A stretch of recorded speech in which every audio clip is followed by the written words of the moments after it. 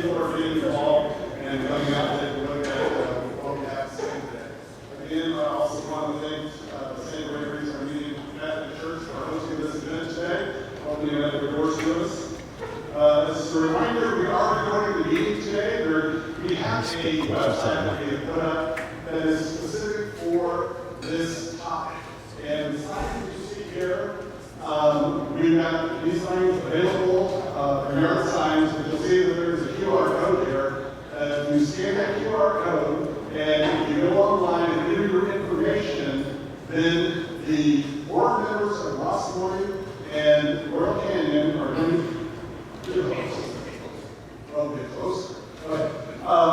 we will put the work in to make sure that we are staying on top of this topic, and we will post updates. When we post an update to this website, you will automatically get an email, so you don't have to be looking at the news trying to find information. We're going to make this information available, and we will post it for you.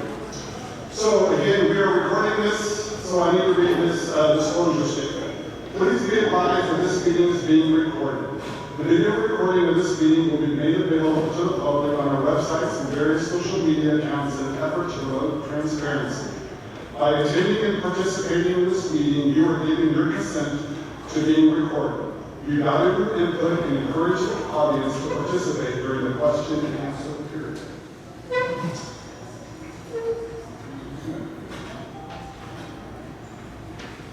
So again, this is a reminder, the two boards, we're putting a lot of time and effort in on this effort, and I would like to just recognize the board members because they'll be available today if you have any questions. So anybody with Ross Morning or Royal Canyon, if you're on the board, could you please stand up? Raise your hand. All right, so they're available if you have any questions. We have a table in the back for Ross Morning and over here for Royal Canyon. And if you're not a member, you live in our neighborhoods, please become a member. It's very important. Help us with this effort. I was pretty excited today to see somebody went online, I'm assuming because of this meeting, became a member and made a $500 donation to us. I wasn't going to recognize it. Thank you very much. We really appreciate it. So if anybody else would like to make a donation, please do. We really appreciate it. I want to also thank Councilman Garhettian for being here today, Bradley Calvert with the city, and then also the members of the city staff. If you guys would please stand real quickly, just so people can They've got some maps, copies of land use elements, some other information, so after the meeting, if you'd like some more detailed information, of course it's available online, but they've also got some handouts here for you as well. Okay, so what we're going to be doing today is everybody should have this fact sheet on your chair. We're going to go over that in just a minute.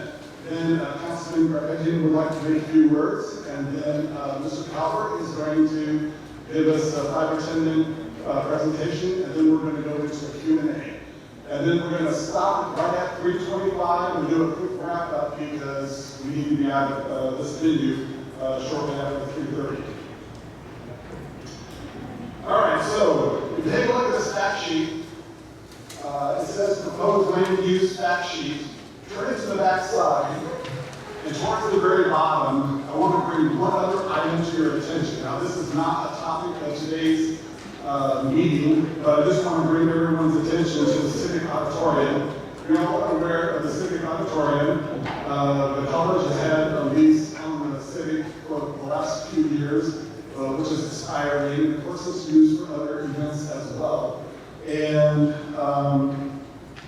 it's a historic public facility, and it's obviously right here in the neighborhood.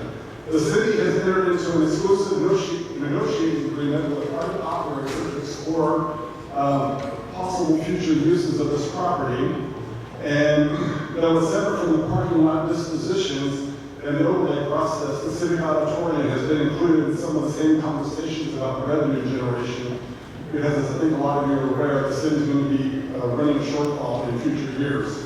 So far, no portion of the plan has been shared with the public, and no formal request for proposal or independent city reporting analyzing the potential options have been prepared. So this just raises concern that the decisions could be made behind closed doors without community input or transparency. And again, the boards are watching this very closely, and as we get any further updates on that, we will be bringing that to your attention as well. So then above there, we talked about some key definitions, and I think it's really important because you're going to hear these terms about a lot, because those of us who are familiar with this topic, these are very important terms that you should know about. So the first one is the CORO. You're going to hear a lot about CORO because we want the CORO removed from the land use element. The CORO is the city-owned residential overlay. So that's the abbreviation for it, and it's a new zoning designation in Glenda's land use element. And it allows for high-density residential development up to 50 acres, 50 units per acre on land currently owned by the city. This overlay would be subject to density bonuses allowed by the state, and that includes all 16 parking lots that the city has already designated under the Surplus Land Act. The Regional Housing Needs Assessment is a state-mandated housing target assigned to each city. Glendale must plan for over 13,000 new units in the current housing cycle. And the city staff has confirmed that the parking lots in question are not necessary to meet the RMHOA goals since they were certified by the state in February 28, 2003.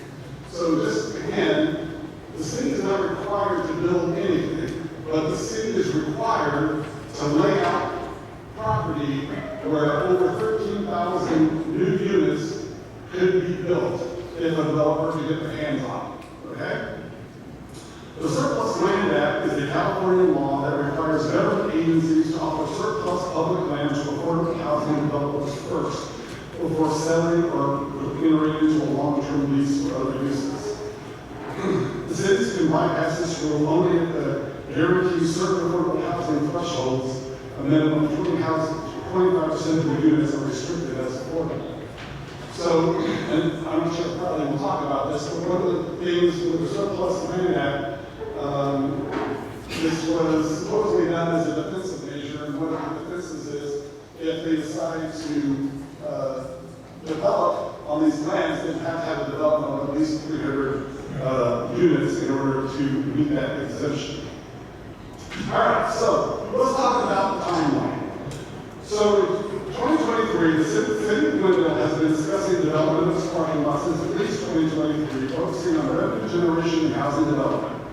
Despite repeated public statements that there are no plans to develop these lots.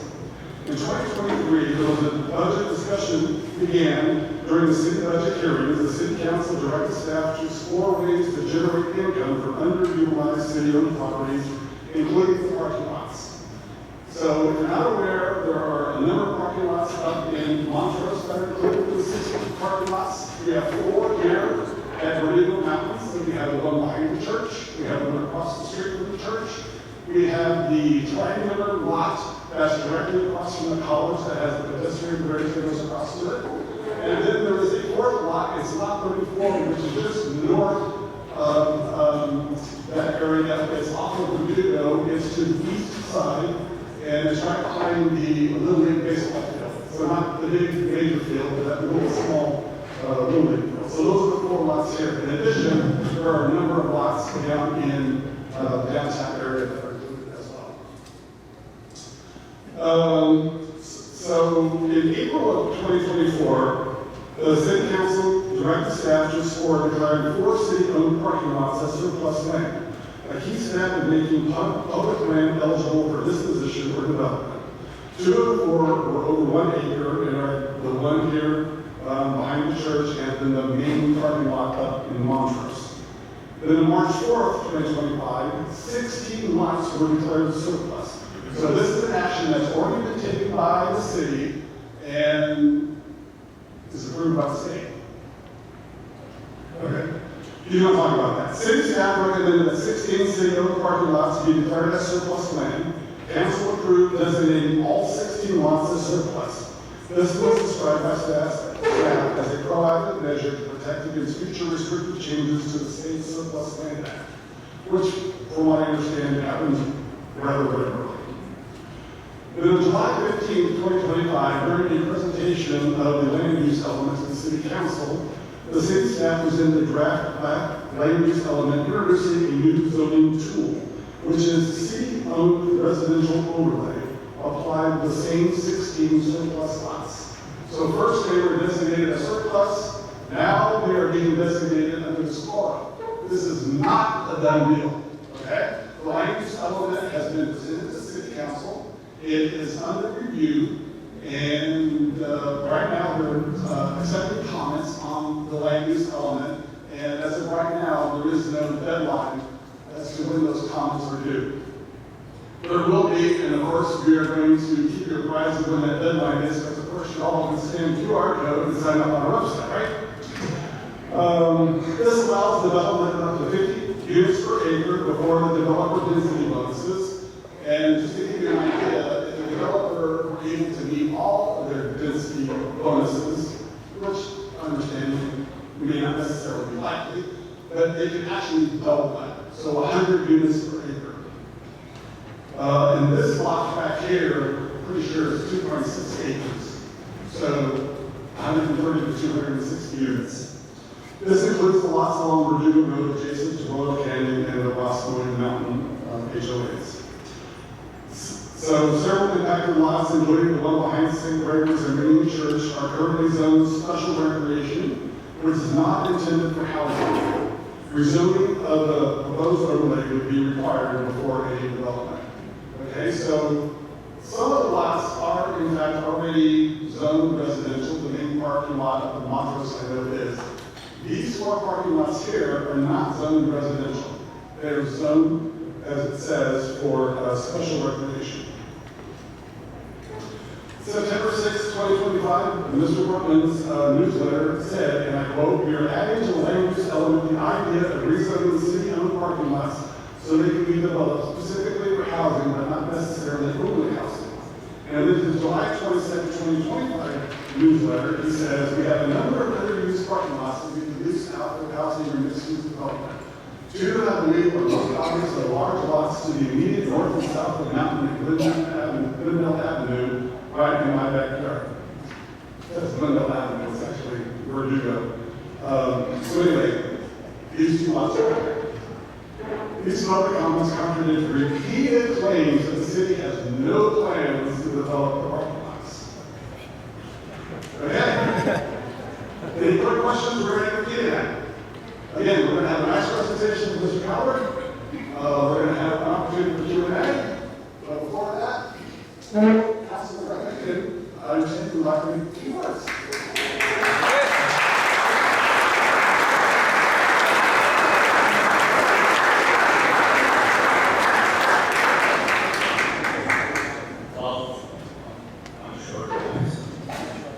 Good afternoon, everyone. Thanks for being here. This is a true community outreach and community engagement process. The city's house packed like this, and really encourages me as an elected official. And I'm one of your neighbors. I live in Verdugo. Before I start, I want to ask my city manager for upcoming meetings that is going to be packed like this, maybe for 2 or 3 hours. We pause parking enforcement in the parking lot so people can come in and park easier. Aside along the line, paying for the parking, and we all follow the law and pay for the parking. So for the upcoming meetings, please let's have 2 or 3 hours of free parking for this event. So everything I say here today, I'm going to keep it short. Everything I say here today is what I say in open session of the council meeting. So it's no surprise to anyone. So my position has always been the same. I was against rezoning this parking lots, and I voted against them to be rezoned. The housing land use element has all of these plans combined with each other, and they would need 4 zones to change any code. To change the zoning in this parking lot, since it's a zone change, they need 4 codes. As far as arena numbers, there's one thing that always, I ask questions myself, and I'm raising this question with staff, is the arena numbers is 13,000 units for Glendale. Is it 13,000 units based on the assumption that how many people are going to move to Glendale, or is just the number of units? Because we built 6,000 to 8,000 units in the last 10 to 15 years in Glendale, and our numbers, our population went down by 8,000 to 10,000 people. So there are more households, but less population. That means more single people moved in and families moved out. Real numbers has to kind of address every segment of the community. Of course, we want single people that are black on this community, they get married and grow a family here. But we don't want families to move out either. This area, it's a special recreation. This area used to have a public pool. Maybe we should look into putting a pool back in there with some of our development impact fees. And turning it into a pool.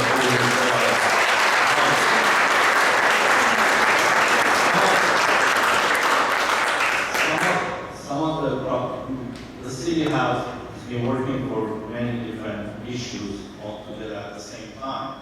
And some of them are interconnected or related.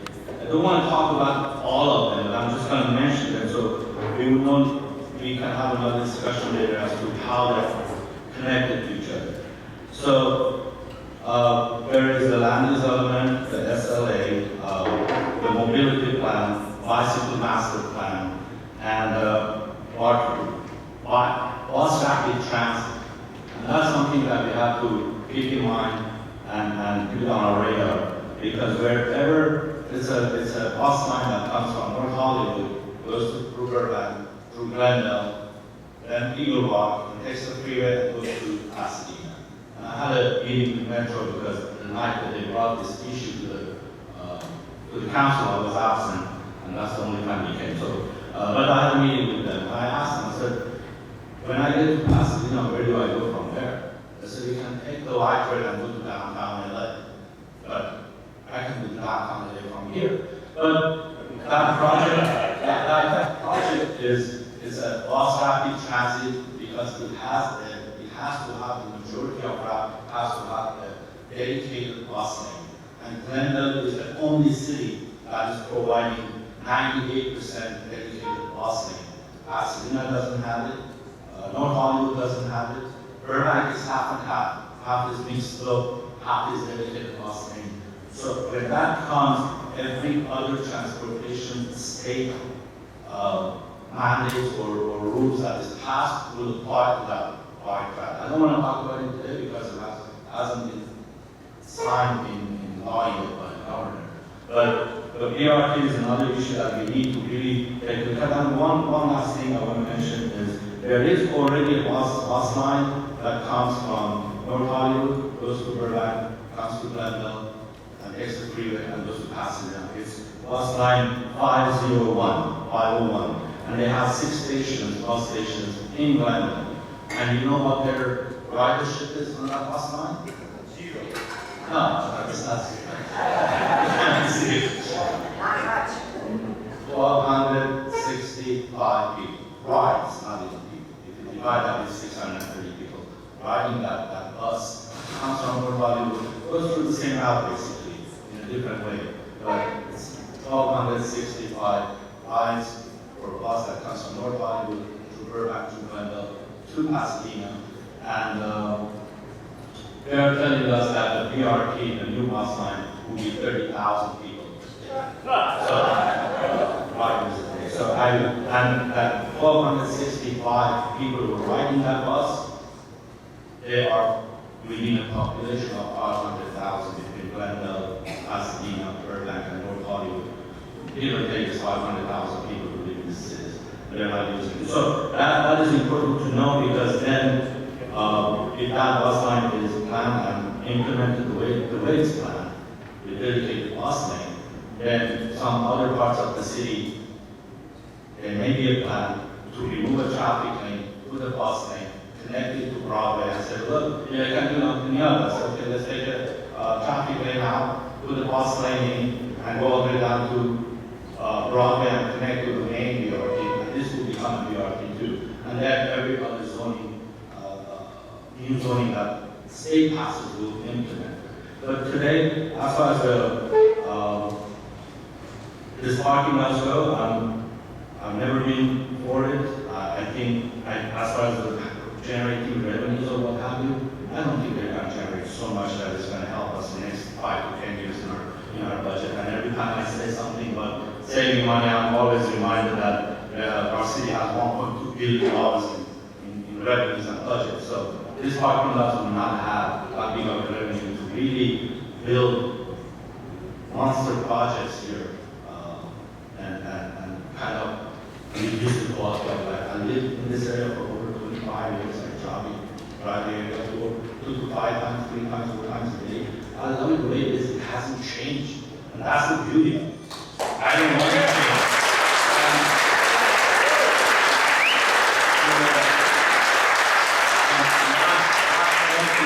In the mid-2000s, when we were working on downtown specific plan, we were told we are going to option downtown to the max, so we don't have to touch the residential neighborhoods. So we were wrong.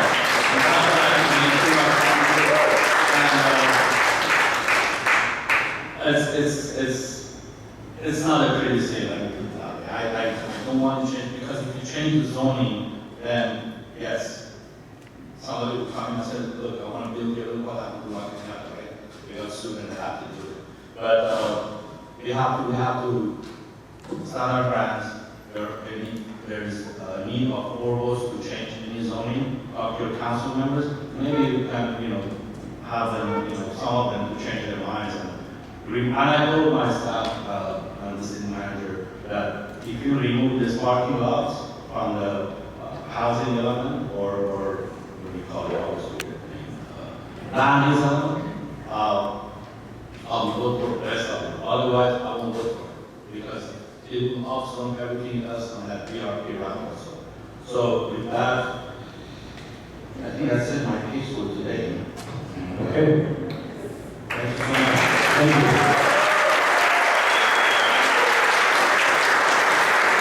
Okay, next up is Mr. Bradley Calver with the city. Hey, good afternoon, everybody. Originally, we were going to do a PowerPoint presentation for you, but Byron, wherever you went, you did an excellent job opening up. If you come to a few more meetings, it's a great precursor to our conversations. A couple things I want to put out there at the beginning. Look, we're here to get your feedback. That's why we're here. We're not here to sell you a package of goods. We're not trying to convince you to support the COROs, not support the COROs. We're here to answer your questions, give you information, and get your feedback, which we report back to council. We're very, very clear about that.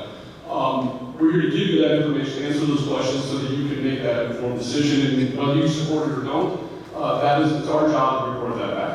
Hopefully we'll be doing many more of these meetings as well. I know that we had met with a few of the HOA boards to begin with, which ultimately led to these conversations here. Actually, just to touch on the civic for you really quick, Byron, our ENA did expire back in July. City Council has directed us to issue RFP as part of that process, so those discussions we're aiming for later this month or early October for the RFP, but I'll keep you updated once we know what that date will be. That is the direction that we're moving towards. Sorry, what was that? Oh, ENA, the exclusive negotiating agreement. My apologies, I thought Byron might nail that down, but it's the exclusive negotiating agreement. Somebody brought us a solicited proposal, which is being considered. Those talks have ceased. We'll now be moving forward with the RFP in that process.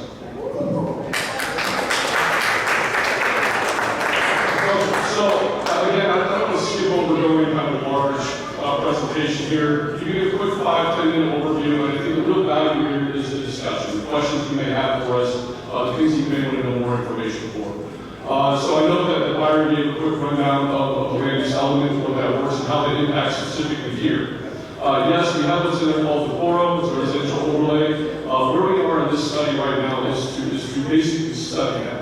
Is that something, one, from these forums, these discussions, these meetings is supported that we would move forward with into the next phase, which would be the actual EIR?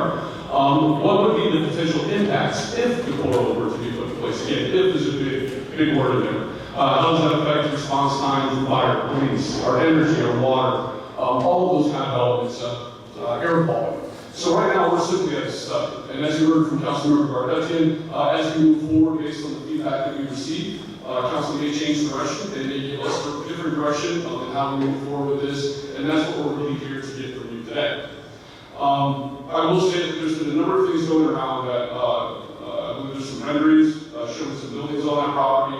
I believe it was an AI generated image, if I'm not mistaken. That is not something that was city sponsored, city requested. That is something that has not come from the city either. That is not a real proposal or a real development. I know some images will also show our Sears project, the project that is being proposed on that site as a potential development. That is not the case here on this site either. We are not in talks with developing with anybody. Nobody brought us a current proposal to discuss that. We are merely trying to study this, as you also heard from kind of the preamble, from a revenue perspective, but also from a housing perspective. Now, as I mentioned, it could be, this could move forward into the next phase in its current form based on your feedback. As Councilmember Garpetian acknowledged, maybe that gets removed from this study altogether. We are also exploring other alternatives. So we have heard you loud and clear, absolutely. Whether that's up in Montrose or down here, you have very little interest in seeing high-density development occur in this immediate area. We understand that.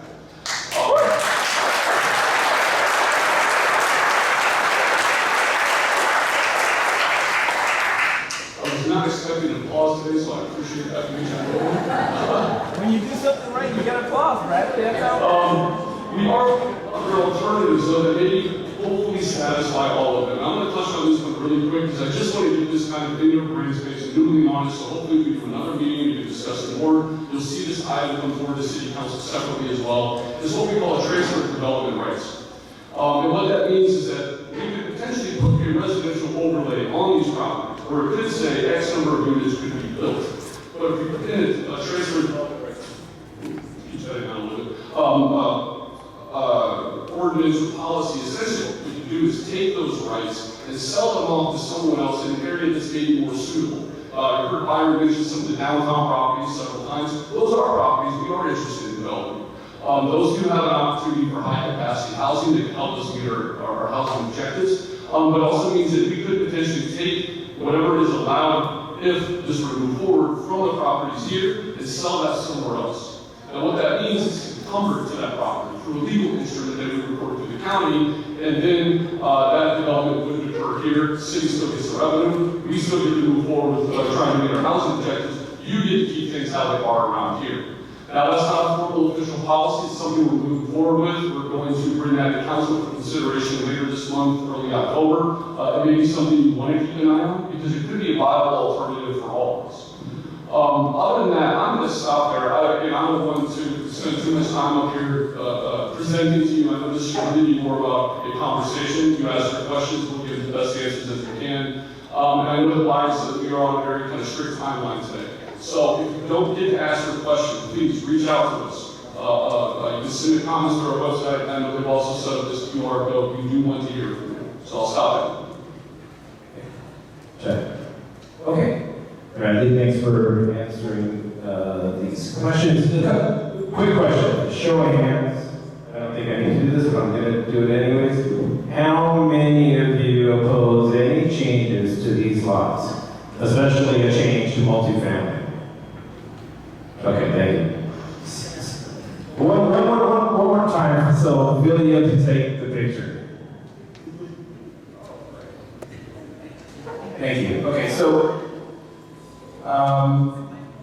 we're going to go with the Q&A. We have a couple questions first. Reema's going to start off with a question. We're going to have two people floating around. Raise your hand. You'll get a chance to ask a question. And Reema, you ready to go?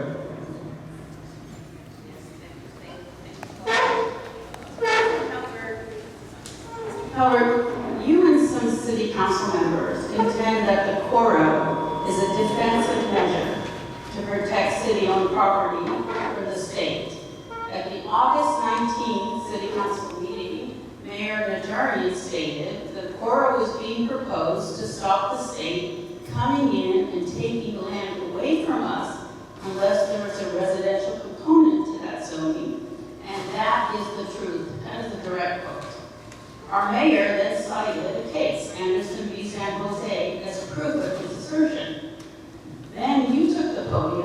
stated, yes, Mayor Najarian, you summed it up perfectly. I have read that appellate court ruling, and Mayor Najarian did not sum it up. In fact, he blatantly misstated the facts and holding of that case. While I'm not a land use attorney, I am an attorney who knows how to read a published opinion. That case was filed by individuals against San Jose after the city adopted a policy for the sale of property designated as surplus land, which did not follow the guidelines set out in the act. The court held that the city has to abide by the California Surplus Land Act with regard to the sale or leasing of property designated as surplus land. I have a copy of that ruling if anyone would like to read it after the meeting. So my question is this, Mr. Howard. Do you know of any actual case law that supports the contention that this CORO is a defensive measure against the state taking land away from Glendale, unless there's a residential component to the zoning? One thing I would say is when I said you summed it up perfectly, it was more about our concern regarding what the state could potentially do with state regulations, not that case specifically. I am no case lawyer either by any means. But we do have a real concern about state rules and regulations that are getting pushed down. I think we are now 8 days removed from SB 79 being it out and sitting on the governor's desk. Councilmember Garpetti kind of alluded to that in terms of what that could change for densities and allowable density near BRTs, near train stations. Our team, our staff did a lot to try to help get that bill amended based on our feedback and what we wanted to see to help protect local control. But there's that. We have AB 2097 that takes up parking requirements. We have AB 130, AB 131 that have now streamlined CORO requirements. We see that with the Sears development, with 1303 North Central Garden, Glendale Garden Apartments. SB 9, ADU, we're going to change here soon. Because we keep getting these regulations pushed down harder and harder on us, and this was a defensive position. Do we know for sure that's going to work? No, none of us can predict the future. But I do know that we're trying to do anything that we can to preserve that ability to retain local control. That is a real concern for us. And that's at the staff level as well, because we are losing the ability to have a say what these developments look like or their scale. About the most I can confirm with you on that, but that's the case. Howard, none of those statutes you cited, they only apply if a property is zoned residential. SB 79 only applies to residential zone property. It does not require anyone to zone property residential. Thank you. Thank you. Oh, thank you. Okay. We have a question. Good afternoon, everyone. Patrick Murphy. I want to thank staff and the city manager for coming out today. Thank you. And as Rita just pointed out, San Jose versus Anderson, that lawsuit, only addresses when a city is trying to sell or lease property already designated as surplus land. If the underlying zoning for these two parking lots is recreational use, nothing can be built on these lots that is not a recreational use.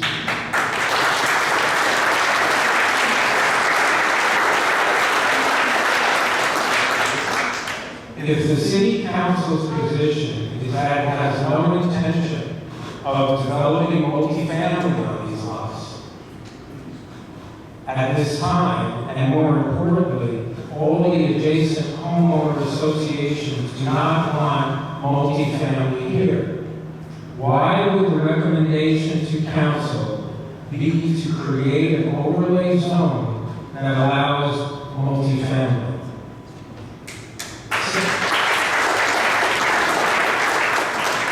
Secondly, why would the city declare these parcels as surplus in the first place?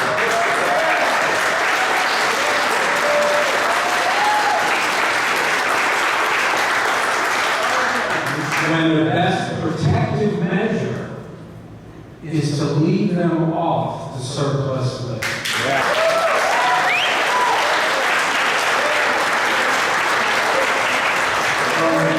first question, that was what was put forth in the original draft. It was agreed upon that we would move that forward, that we would continue that study. It doesn't mean it'll necessarily stay in there. That's why we're out here getting that feedback, and we'll take that back to council, and ultimately they'll make that decision on what they would like to do with it. In terms of the surplus land, I would actually go back to the prior statement. When it comes to SB 79, no, that property does not have to be zoned residential. SB 79 can apply to a commercial property, it can apply to a mixed-use property. And while our current special recreation may prohibit us in the current regulatory environment from developing, again, our concern is if that environment changes, and things are kind of forced to push down upon us. That is our concern right now. But the state could not address those properties, the city-owned residential properties, the city-owned public parking lots, could not touch them if they weren't on the surplus list.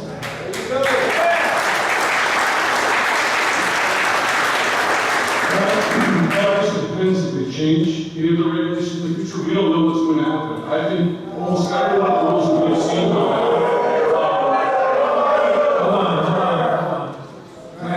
We've seen quite a few rules come down that have required things that we did not expect. But Mr. Calvin, why would you make them, why would the city make them a target in the first place? There's nothing in the Surplus Land Act that gives the state the ability to come in and swoop up land. The only time that the state can require is when the city designates it. San Jose put it on the list. However, they did not develop for residential. That's why that lawsuit came. Because they were not following the statute of the Surplus Land Act. So by leaving them off the Surplus Land Act, they're no longer a target. And what the city council should do is rescind the surplus property and let the state know that we do not want these properties on any list.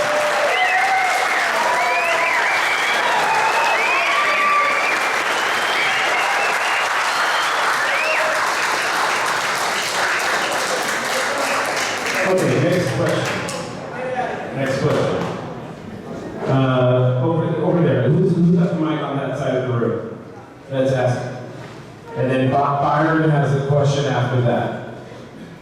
Hi everyone. I just want to reiterate something that this gentleman just said to clarify it, which is the Surplus Land Act specifically says developers cannot legally get their hands on anything unless the agency, also known as the city, specifically designates something as surplus land. So, I want to reiterate that the description that we're getting from the city sounds truly Orwellian. Up is down, left is right, light is dark. They did not need to designate this as surplus land. This is not a defensive act. This is a bunch of people who don't know their constituents. We do not work for you. You work for us. At our discretion. The people who are running the city have the worst case of tone deafness I have ever seen in my life. We don't want this. You work for us.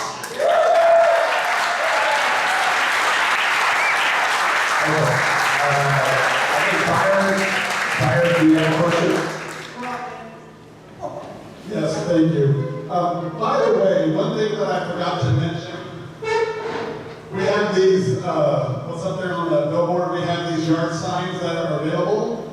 So we have some at the Ross Point Mountain desk as well as the RCPOA desk. So when you leave, we encourage everybody to drop by and pick one up and stick it in your front yard, please. So,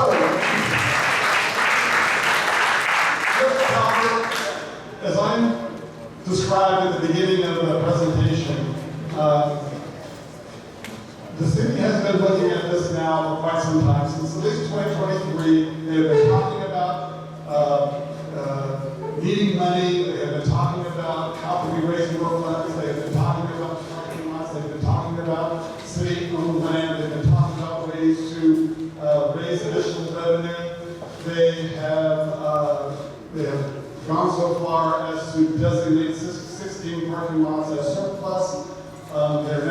talking about putting in this CORO, which is going to turn around and zone these previously open space lots as residential. But you're on the record in many places, including the Wise Nuts podcasts, council meetings, other meetings such as this, as the city has no plans to develop these parking lots. How many people in here feel like the city has a plan to develop the parking lots? So, could you please explain why you say the city has no plans to develop these parking lots? Why not leave it alone? So the city council has not given us any direction to move forward with that. I believe those conversations have occurred a few times on the dais as well. We are bringing an RFP for a city property downtown. That's our focus if we're going to look at developing any city parcels. You'll probably see that come later this month or early next month, but that is for a parcel downtown. We have not received direction to one of the points earlier. No one is really going to get their hands on our property unless we're directed to issue an RFP to go out there and pursue potential development, which is not the direction that we have received. What I would also say is that these discussions here may also inform those decisions as we go back and we report this back to the city council. It could lead to some of those things that have been brought up, whether they're removed, whether we put in another policy that safeguards them, whether we go back and then revisit the SLA discussion. That's the point of all of these discussions here, so that we can potentially change course if need be. So I just want to make one comment before the next question. Father Ignatius had pointed this out. Father Ignatius is this parish priest. Currently, this parish uses this parking lot, relies on this parking lot, and on most Sundays fills up a good part of this parking lot, if not entirely. On feast days, on holidays, they heavily rely on this parking lot. And any impact to this parking lot would mean that they would lose congregation. And he has said he wanted me to point out that they oppose anything being done with these parking lots.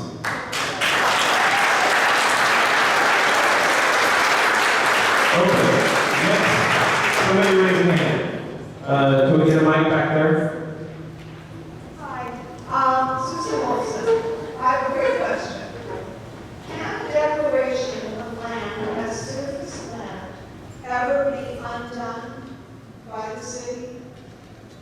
That's something that we're going to look into, and I believe that's going to have to be a conversation the next time we return to city council, if that's something to consider. So just to be clear, you designated the land as surplus, but don't know if it could be undone. We need to have a discussion, we need to look further into it. Okay. Right here, you have a question.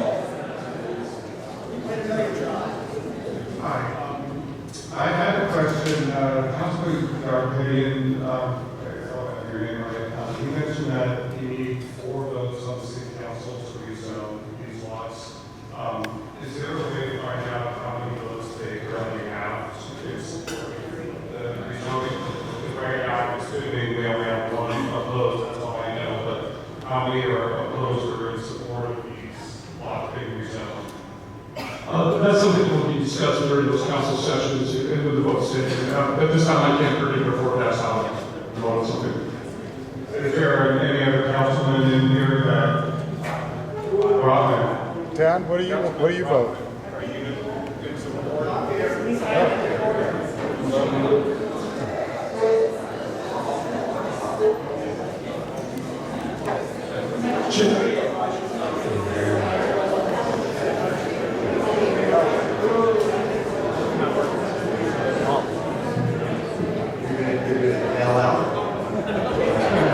Well, I haven't taken a position yet.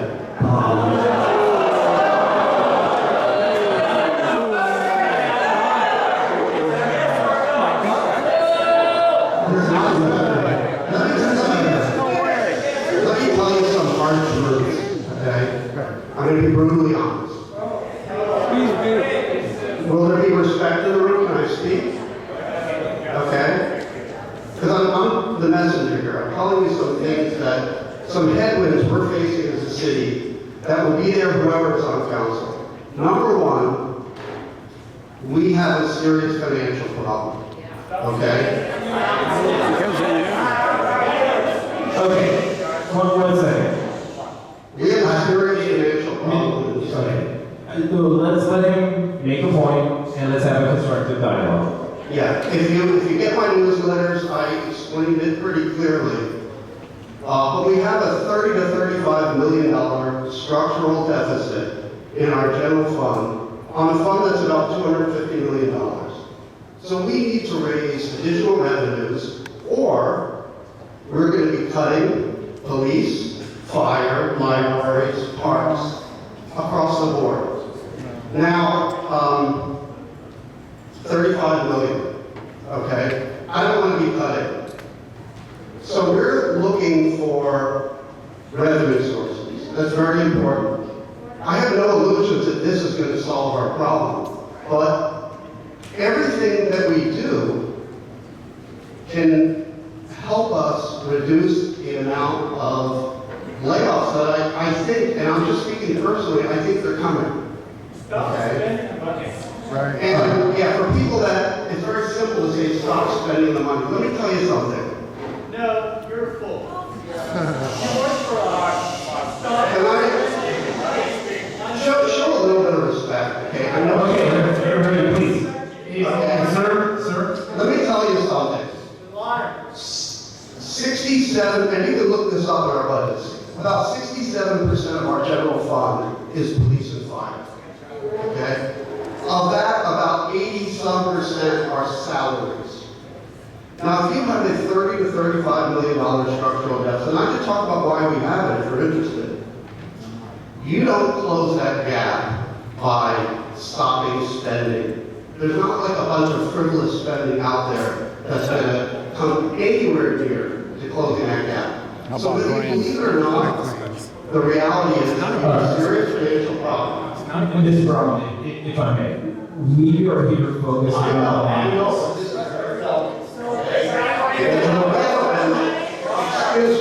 Excuse me, let me finish. Mr. Carpettian spent a lot of time talking. This is part of the Q&A, Yes. and he was invited as a mayor pro tem to speak.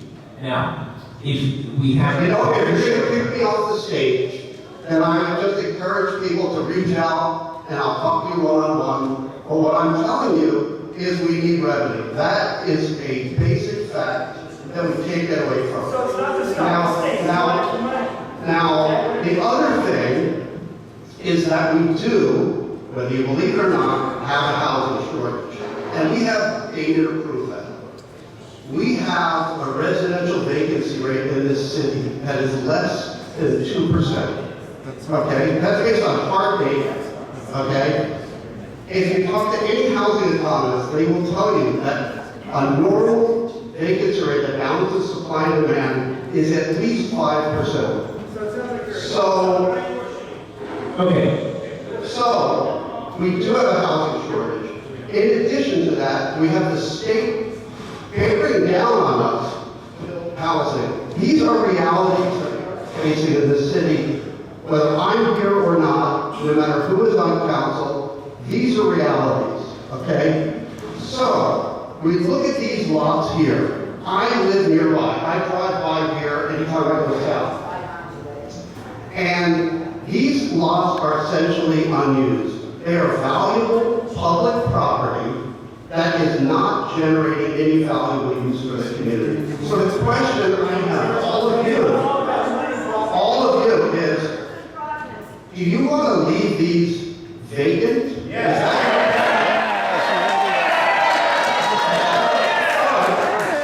So you like driving by these and seeing these unused? How about with all of you put together a GoFundMe and buy them off of us? Okay? You're president of a park. Now, the point is, here's my last point. If you will show a little decency, let me give you my last point. Okay, if I may. Last point, and I will finish. Okay? Please, just let him make the last point. You know, 30 seconds. 30 I'm seconds. not speaking for council, I'm speaking for myself. I can see doing something in these laws which would be a great amenity to the community and would increase the quality of life here.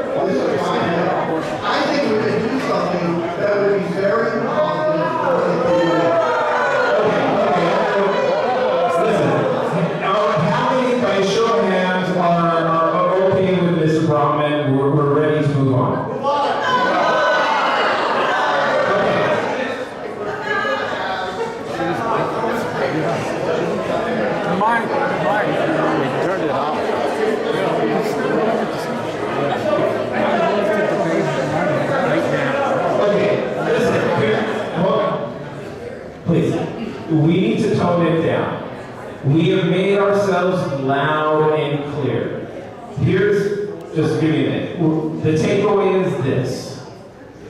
There are serious budget issues in the city, right? Mr. Brockman just pointed out that this is a potential source of revenue, and it'll alleviate a housing crisis. Now, I don't think you're going to get much revenue from this, but the point is, this is not a defensive move. This is about revenue, and we don't have a discussion about cutting costs. We spent $2 million or $1 million or whatever it was on a bike lane that got torn out. We're spending money on starting a wash, $5 million. Now, the point is going to be that, well, it's not out of our pocket, it's a grant from the state. Nonetheless, it's money that is coming from the taxpayers. So, we as a community, show of hands, how many would like to see more steps to prudent fiscal policy and cutting frivolous costs? Okay.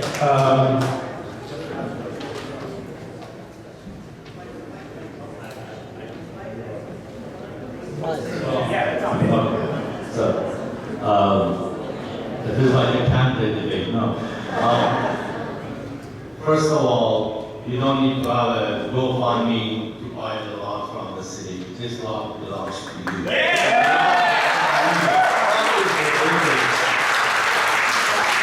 far as housing shortage, every community is dealing with. We have large projects in the pipeline. The sixth project is coming. The Army group has, I believe, 16 to 1,800 units proposed. The Samarusti project is 230-40 units already approved. So that puts a lid on this idea of housing in housing. Maybe we have to house on this. As far as affordable housing goes, no community around us, no city built more affordable housing than Glendale. We opened the grand opening of the one on Broadway was 200 some units. We have one on Pioneer, over 300 units. We also purchased one. It was an existing senior housing. We purchased it, turned it into affordable housing for seniors. We have done our share. It's not that this community hasn't done it. And it all came from the dollars that you paid to the city from your tax dollars. So I think these parking lots have to stay off the radar, off the chart, and we can move on with everything else instead of trying to shut everything through. As far as the budget goes, yes, we are in budget deficit, but why are we there? We have to ask that as well. $6 million on Verdugo Wash? Yes, it was a grant, but it could have been spent on the property that we purchased for a park. We purchased joint families, and it could be a park. We could have spent it over there. Go take a look and see how much millions of dollars we pay on consulting fees on all the environmental issues that we have. And millions of dollars we should be spent on consulting fees. We paid $1.2 million for a dump truck that is electric just to be in line with the code. The list goes on and on. You want to talk about cutting costs? We can sit down and talk about it in a stable manner. Thank you so much. We have a question back there. Did everybody run away, or is there somebody who's going to answer my question? The really good question that I have, Mr. Keller, you're unfortunately left here to answer for everybody. The question that I'm going to ask is, why should we trust anything that you or the council says? So I'm going to preface this by saying there are three, you all have a trustworthiness problem. So number one, you say that you have no plans to use the parking lots for housing because the current housing plan has all the housing that it needs. In 2029, we have to give the state a new plan because they're going to give us new goals. That is number one. Number two, this subject came up because the city council has a spending problem like drunken sailors. We have $2 million dump trucks for public works when the diesel dump trucks work just fine. We're talking about buying $110,000 electric Tesla police cars when the existing hybrid cars work fine.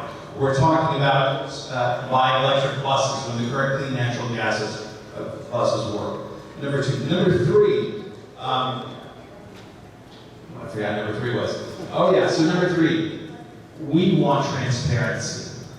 The Civic Auditorium, there was a closed door session to negotiate a contract, and the only reason the city did an about face or a request for proposals is because you all got caught with your pants down. So all of that said, why should we trust anything that you all say? Let's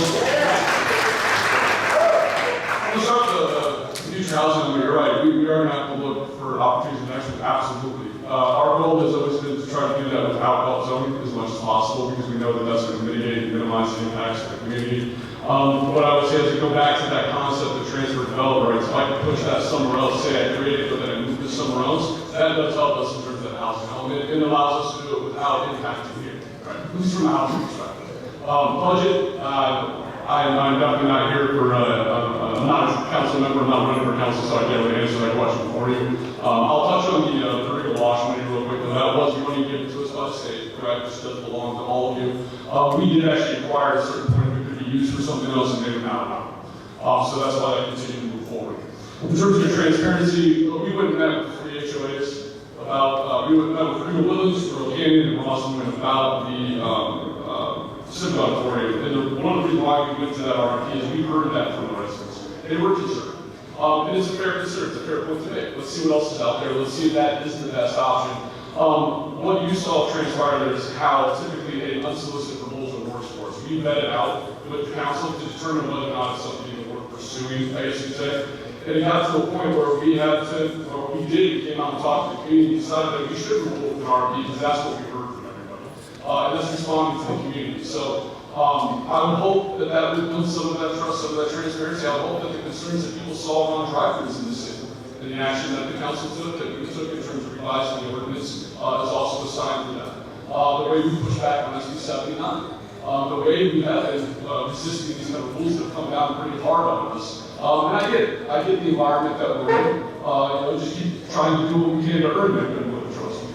Okay, thank you. One thing was just pointed out to me that the grant that we received for the wash, keep in mind, the city staff has to administer and use their time to basically do the study. And there is a cost to us in terms of staff has to go do stuff. Paul, you have a question?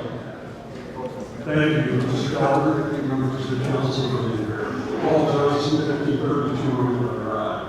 In terms of the notion of raising revenue, at 50 units an acre, I assume there's an assumption there that there's going to be substantial Section 8 funding.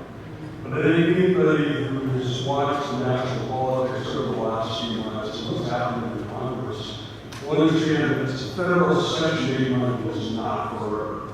And that flow is substantially spent. Best opportunity for primary revenue source to fund zero federal property tax revenue, about 85 million a year.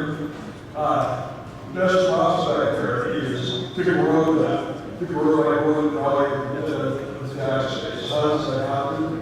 When I die, and my wife dies, the house gets sold, when the properties get sold, as it appreciates, there's going to be more tax revenue, more property tax revenue.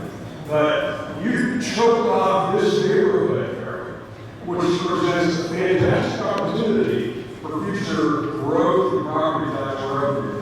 You choke that off with traffic here, and with what's being proposed here, and rolling out development here, you're not going to see that here in Russia. So, take the long culture here and it's the right approach. Okay, next group right there. Hello. My name is Edwin. I know the City Council gives staff directive to do certain things, but I want to take this opportunity to ask you to take a directive to the council. This entire meeting, all these promotions could have been avoided if a council member would have asked staff to go ahead and have a town hall get feedback from the community, and then bring proposals to the city council. There is an enormous level of distrust against the city council because it feels like they don't want to hear what the public has to say. And every time residents, when they go to the committees or the city council and they oppose, they just get rejected or not listened to. And that's why most of these people, they don't show up to the city council meetings. And I have another comment. I was not going to talk on finance, but I want to make a point to Mr. Broadman.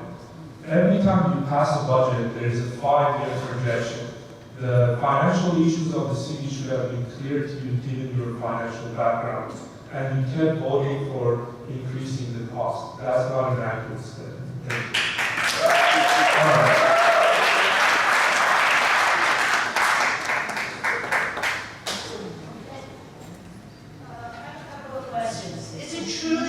Stop the environmental review of the land use element that's going on now and remove the CORO? You can just stop it tomorrow. Is that true? Is it true that after 8 months of the notice of availability and negotiations, if you do decide to sell, after 8 months, if the state feels that you negotiated in good faith, it's over? The surplus designation has to stop. So that can just be done in 8 months. Is it true that there are legal remedies for the church? They could use something called the Religious Land Use and Institutionalized Persons Act, saying that your decision to remove their parking lot would put a substantial burden on their exercise of religion. So they do have a remedy. I believe they have a legal remedy. Isn't it true that you're downplaying the impact of the land use element by playing word games and saying, well, we're not going to do it tomorrow, it's not immediate, it could be in the future, you can't predict the future, you don't know what's going to be down the line, you don't know what future legislation is going to be. That's it.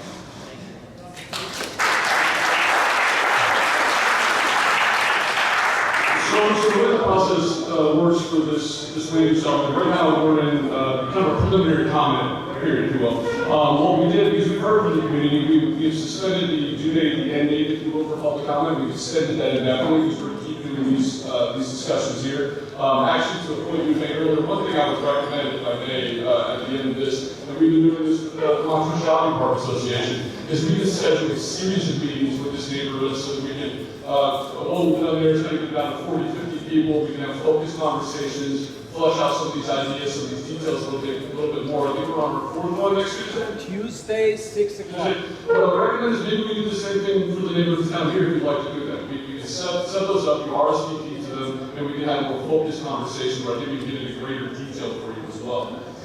In terms of removing them and stopping them, what we'll do after this comment period is return back to council before we go out there with the draft or with the actual EIR process. Ask if there's any changes to be made. That may be an opportunity where council wants to make those changes. I can't just go and remove that today. I don't have that authority and that ability. That is the direction that I received. But that is part of this process. We then, depending on what happens there, we go into the EIR review phase. At the end of that, we can also make that decision to do that then as well. So even if it moves on into the EIR process, there's still another point there where that can be removed, changed, altered in whatever fashion the city council directs us to do. So this is not the end-all be-all. Us taking something out or not taking something out does not mean that this is a foregone conclusion.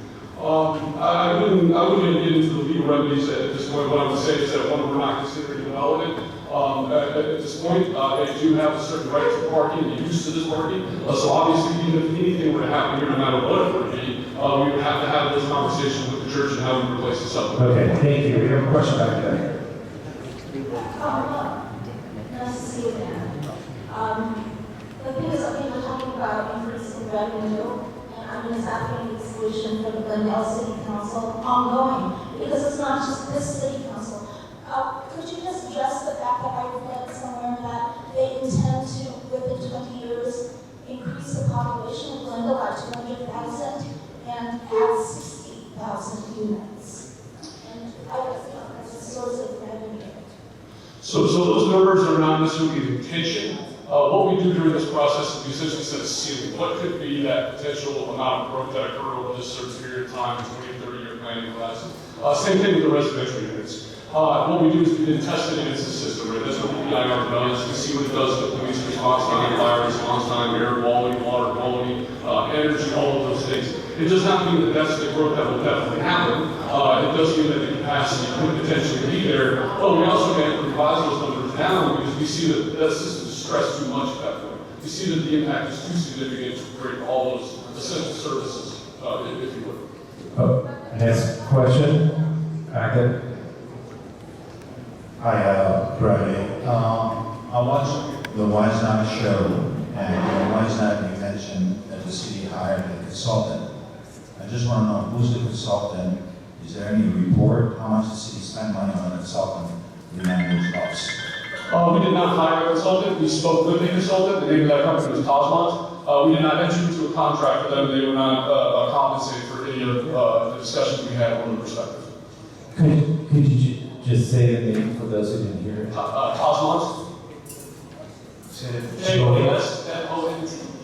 Cosmont. Okay, thank you. Next question. Back there? Back there. I'm gonna come over here because I saw a hand up to be Phil Donahue running. Earlier, Councilman Brockman said that the occupancy rate was 98%. That's not true. It's about 95 or 96% according to the data I'm looking at, the hard data. Also, I don't know if anyone's aware of this, but Glendale has lost 9,000 people in the last 4 years. So if what the other council member was saying, that we're still building units and we're losing 9,000 people, we're losing 2,000 people a year or more, how in the world do we have a housing shortage? The numbers simply do not add up. It doesn't make any sense, and it just feeds the distrust that we have for the city council. That's all I have to say.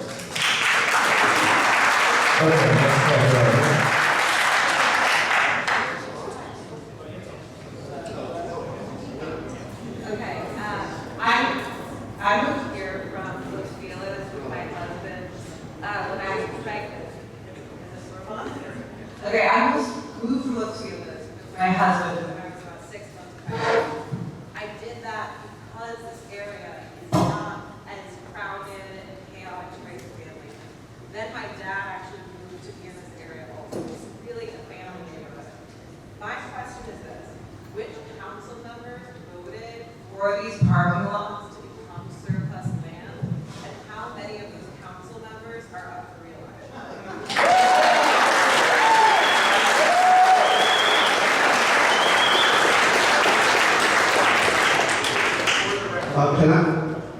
Can I answer the question about the vacancy? No. Okay. Because I can tell you why we less than 2%. Okay, so just so you know, the mic's not working. Mic's not working. I believe it's March 4th was the council session. You can see the vote from that day. All the council members voted for it. Brad, you presented it. They all voted for it. We hope that this will be re-agendized so that they can discuss it. Because I think this is my personal opinion, I don't think everybody understood the impact of what that vote was. That's my personal opinion. But they all voted for it. And 3 of them are up for re-election in June.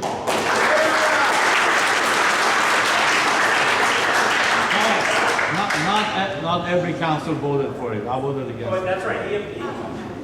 Don't say all. Can I respond to the point on the vacancy rates? Do people want to know why? Do you want facts? Okay, let me answer your question. Let me tell you what we did.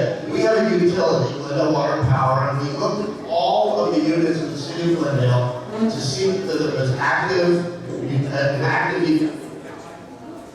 Hello? The presumption is if there's an active utility account, it's an occupied unit. And if there is, well, I don't think people would be using water and power if they're not living in the unit. Okay, so we looked at that and we looked at units that do not have an active account. And the units that do not have an active account is less than 2%. Okay, so even if you add some amount to units that are being maintained. I still think it's a very low number. Okay, we have a question over here, real quick. And just as someone who happens to be in this business, I can tell you that when people move out of a unit, okay, property managers do not disconnect the utility. So that methodology is fundamentally flawed, okay? Okay, next question. Thank you. I have a question for both of the council members and for the city manager as well. From what I understand, as a resident of Glendale, all these units have been built, but we're losing population. That says something about quality of life in this city. This is obvious to all of us. It's also obvious that the motivation for this move is a financial one. The budget deficits that have been going on for some time, and they're projected to continue because we have a spending problem. Now, tomorrow, let's say we build 1,000 new units in Glendale, and there are 3,000 new residents in this city. We have to hire more police officers, city assistant managers, fire department paramedics. No one is addressing the big elephant in the room, which is the payroll and the pension for first responders. So if you're going to build additional units, you're ironically increasing your costs to the city. Has anyone even potentially contemplated the effects of this for our budget in 10 years? You're just thinking about tomorrow's 6 months, and maybe the state will force you to do something in a year with this land. But the implications for people who live here and pay their tax base, and for businesses in Glendale, is you're not addressing the first responder salary obligations. Okay, thank you. Now, we need to wrap up, we have one more. Okay. Oh yeah, please. To your question, sir, some of that is, I can't speak to the salaries and all that, of course, that's kind of outside this realm. But the impacts to public safety and all that is what the EIR is intended to do. So when we study that, we understand that, this number, let's just say that 50 dwelling units per acre at CORO, what does that do to those systems? What's it do to police and fire and all of that? And we may find out it's too much, maybe it's dropped altogether, maybe it has to be lowered so that we don't go beyond that significant impact, if you will. We also have to develop mitigating strategies, and that's regardless of whether or not this CORO continues to exist. That's the case for the whole plan. Now, you won't see that part until we release the environmental review portion. What we want to do is continue down this path, continue to get these comments. And if I can offer one closing comment, and I'm just turning it back to you guys. I do highly recommend that if you'd like to have some more focused discussions, we are very willing to do what we're doing with Friends of the Montrose here. We can schedule 3 or 4 of these meetings. We'll keep them smaller, RSVP, we'll spread them out over different times, different days, so we can accommodate your schedules. But we have more focused conversations as well to help get your feedback and hopefully also help you understand certain elements of it. One more. Mr. Calvert just mentioned CORO units. Can you explain, does the city council declare the notice of CORO, or is this supposed in the general plan update that has CORO been placed into effect? No, that's not. What would it be? No, absolutely not. That's part of going through this review period. We'll see if it goes into the EIR. We'll see if it comes out of the EIR, and then the test to be passed later on. So it's not in effect now. Just simply put, is it's this not in effect now. update of the general plan a part of enacting the CORO? The update of the land use element would include the CORO. Yes, that is part of the discussion of the study. But it's not in effect. Just timing wise, this is going to be coming back to council. It can be removed, it can be amended, and we all have made it clear that we don't want it. And Mr. Calvert, could it be removed right now, or could it be removed? Is there any way to remove it from the current draft as it stands? All ultimately that would happen if we come back to council for an update before going to the EIR. Council may issue that direction at that point in time. I can't tell you when that will be, because we do want to leave this comment period a little bit longer. But mechanically, it can happen if council wants it. At that point, yes, we're going to. Okay, so it's up to the council, folks. There's no reason why it can't be changed right now. Last question. It's more of a clarification. Benjamin, the public outreach on land use element was, the first one I attended was December the 9th. It was a scoping meeting. And there were 4 members of the public there. There were more staff members and consultants in the room.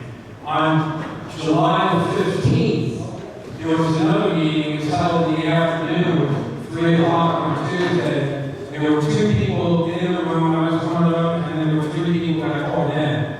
I know that the staff is attempting to do a better job at public outreach. However, it's woefully inadequate across the board. The reason that we have this audience here today is because the public is performing the public outreach.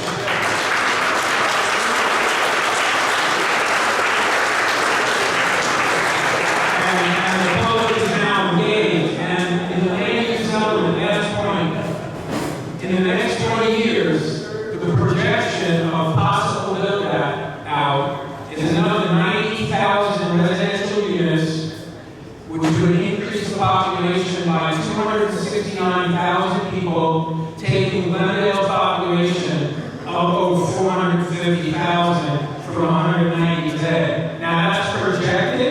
Will it happen? We don't know. But that's in the land use element. So I would recommend that you run through that when you have time. Thank you, Patrick. So, first of all, we're going to wrap it up. Thank you all for coming, for taking time out of your Saturday to care about your community. This is really important. You need to stay engaged. Please follow us. And the last comment is by Byron. Thank you. I just want to echo, please, this is really great. We got to keep you informed. The way we're going to keep you informed, scan that QR code, register, we'll keep you informed. The church has got a wedding in here. We promise you we're not here. Thank you, everyone.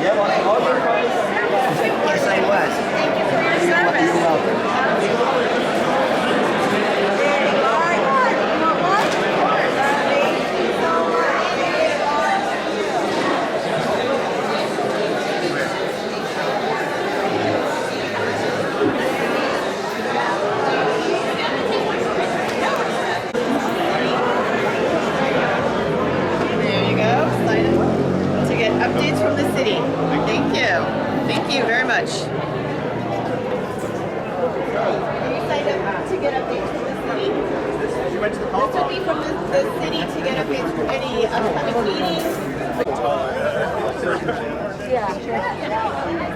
June, so during the primary, yes. So June 2026, I'm going to get a slate. So Okay.